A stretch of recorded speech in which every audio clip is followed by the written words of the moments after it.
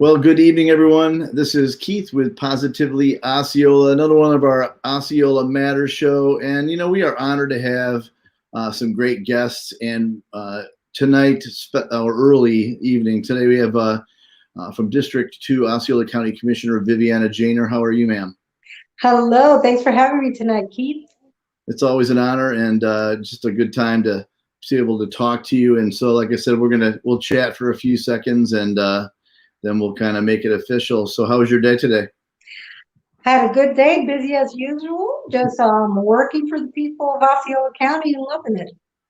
Enjoying the nice cool weather in Osceola County? Oh, I understand that you might be enjoying some cool weather, but I definitely was enjoying our nice warm summer weather here. Yeah, it rains a different temperature when it's a little bit more north of Osceola County by a few hours for sure. So it's all good though. It's great to have you here. It's crazy. It feels like only an hour and a half ago we were in spring talking about the soon coming summer, and now we're actually moving more towards early autumn, which is weird to say, Absolutely. The year has flown by. This last year and a half has both felt like it's taken forever and also that it's flown by. So it's just kind of weird how it could be both things simultaneously. But I definitely feel like this year has gone by in a blink of an eye. Yeah, it's just so much going on, so much to manage. So we've got a few people popping on. So let's go ahead and make this official.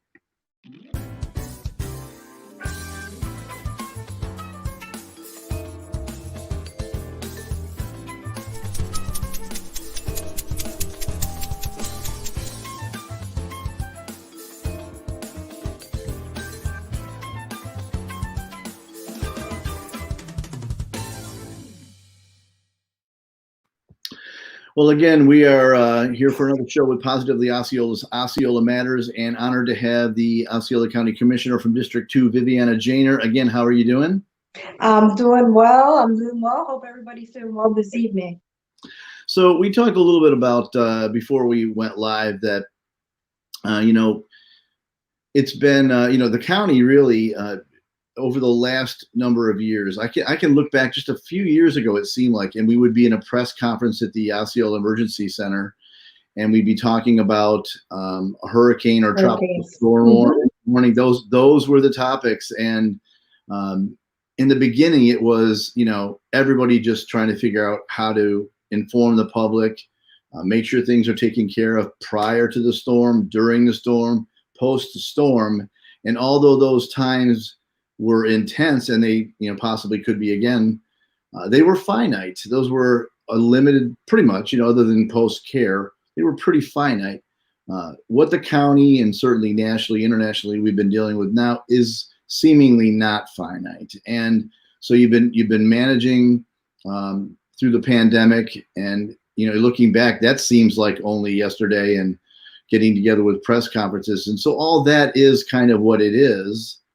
But what hasn't changed is the need for students to hit that first day of school as prepared to succeed as possible. And yourself and certainly other commissioners are coming out this Saturday, July 31st, and making sure that in your district, those kids are prepared. Why don't you tell us a little bit about that, please?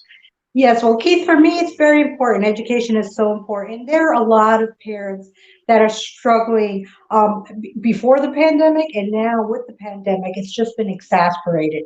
So I'm really happy to bring back once again our back to school event, where we are going to be distributing not only backpacks, we're going to be distributing supplies, and we're also going to be partnering with Iglesia Cristiana Genuevo to give every student that receives a backpack a box of cereal to start them off the new school year right with some breakfast. So excited that's going to be on Saturday at Archie Gordon Memorial Park at 10 a.m. I would suggest you try to get there a little bit earlier, and it's a while supplies last.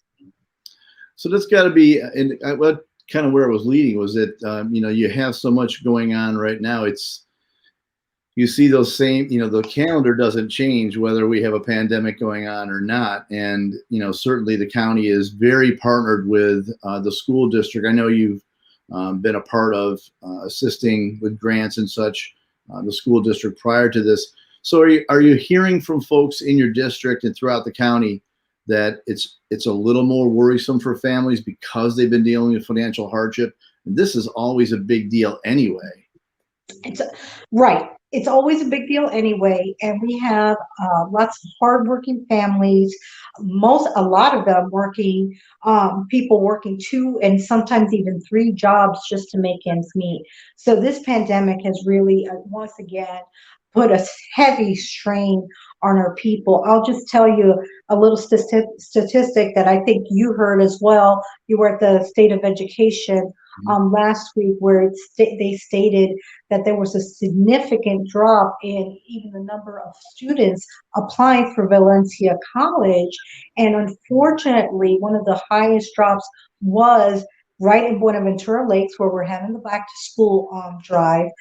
There was a 40% drop in college enrollment in Buenaventura Lakes. And it's directly correlated with the pandemic because people are struggling so much to make ends meet. That's why one of those partnerships that we have is with Valencia College to try to get new students enrolled, cover their costs, so that they can be eligible for more grants that Valencia has available. And that really hit me. That surprised me. The numbers, it just hasn't been on my radar. And I think as a commissioner, I think, you have that role where you've got to keep a wide look at what's going on throughout the county and around the county and even beyond the county. That was really surprising to me. And I think sometimes I hear State of Education, and it's a mistake. I think of K through 12. But there's after that, right? There's after that. That's right. Because we're going through the K through 12, right, to prepare our students, right, for life, career, whether it's form a career going to Valencia College or whether it's a vocational career, because they're going to be a plumber or an air conditioning technician or even culinary school. So it's that after, and it's very concerning because people that graduate and don't have that post-secondary education, whether it be vocational or college degree, make significantly a less amount of money than people that have graduated college or do have some sort of vocational certification in which they could be employed in. And one of the things that we have also been working on for many years in Osceola County is trying to get that average, those higher wage jobs. Sure. And that's really just not possible unless people are able to get this training or get this college there. So it's a really high priority, and we always try to do everything we can to partner with programs to make that possible. Right. You're basically, these days, you're partnering with the K through 12 and you're partnering with the post. That is correct. So we were very fortunate and happy to be able to help the school district during the pandemic. They were short laptops, for example, to give to students. So we gave them money for additional laptops. We gave them money for programming, adult programming, so that to help people get retrained or trained in, or help with English, for example, so that they could be ready for when the jobs came back. So now we have seemingly jobs everywhere, but we're still trying to get our people trained for those higher wage jobs. So God forbid the next, I don't want to say the next pandemic. I don't want to jinx us, but the next big thing comes through where there's a lot of job losses. Hopefully, our people will be better prepared so that they don't have that issue necessarily. Right. It has been interesting, and I kind of led to say, so tropical storms, hurricanes, those things that you were focusing on. It's very different. Very. I mean, and now, so so on Saturday, your event is a drive-through event. A few years ago, that would have seemed, very odd. Why would you do it that way? Right? Exactly, exactly. I will tell you that, so when the pandemic hit, right, we didn't have any playbook for how to deal with this. Osceola County didn't. Nobody had a playbook on how to do that. And I was chair of the board last year, and so we had a lot of decisions to make, a lot of things to think about that we've never had to think about in the past. And one of the things that maybe seem trivial, but for me, I don't think it is dealing with things like our events, our food drives, where how do we get food to people? Because normally we would have a farm share event and people would just walk up, come, pick up the bags, go, and go on their merry way. Well, we couldn't do that anymore. Our back to school event, like the one we're having Saturday, we would have people come and we would give them, their supplies, we would do all sorts of things. And we were, face to face in person. Can't do that anymore either. So we had to think creatively, and we came up with these drive-through events. And Keith, I will tell you, maybe some of these events will remain drive-through after we get over, prayerfully, this pandemic, because I mean they just work very well. People don't have to get out of their vehicles. And if for example you don't have a car, you have a neighbor, or you both hop in the vehicle, as long as you could prove your two families, Sure. you'll get your, whether it's food or your book bags or your supplies. So it's worked out really well. So I think that we've changed the future a little bit on some of these events. Yeah, I think it's a good thing. We certainly were able to watch it a number of times, at Archie Gordon Memorial Park. Those are really efficient ways to deliver whatever you're delivering. So hats off to you guys. I think we've gotten it down to pretty much a science right now. And so if you go to one of these events and you see a long line and you're like, I'm going to be here forever, it really doesn't take forever. No. Maybe if you get there too early, which I do not recommend, you can get there a little early, but you don't have to get there at 8 o'clock in the morning. The event starts at 10 o'clock. You really don't. But once that line starts flowing, it really, really does go relatively quickly.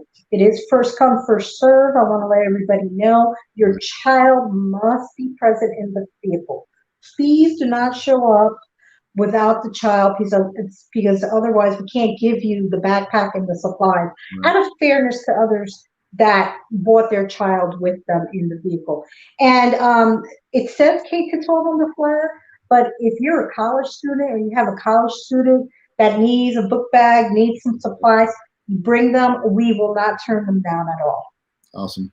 So for those people who may have popped in late, or they may see this on the rewind, go ahead and give us just one more overview of this Saturday's drive-through back to school. So this Saturday we're having back to school drive-through event at Archie Gordon Memorial Park at 10 a.m.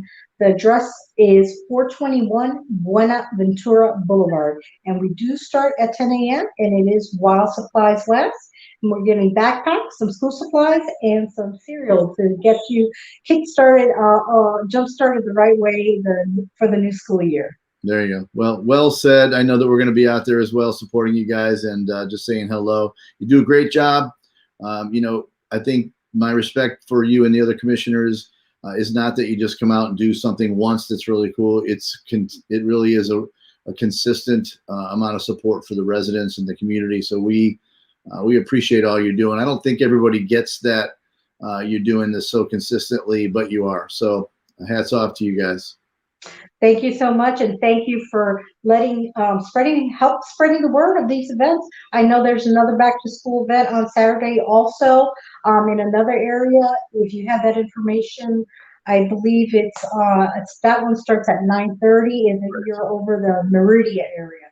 Yep. So if you're in need, if you're a little short, that way you could buy some of the other supplies. I am surprised, Keith, just real quick, at these long lists of supplies needed to go to school these days. I remember when I went to school, and I'm dating myself, you needed a notebook and some pencils and some crayons.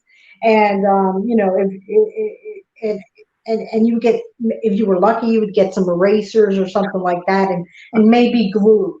And now you see these lists, and I'm just mind boggled by the amount, and and I'm mind boggled by the difference, but I'm really concerned for those parents Right. that are struggling to make ends meet and don't really know how are they going to add this extra expense in. So happy to help.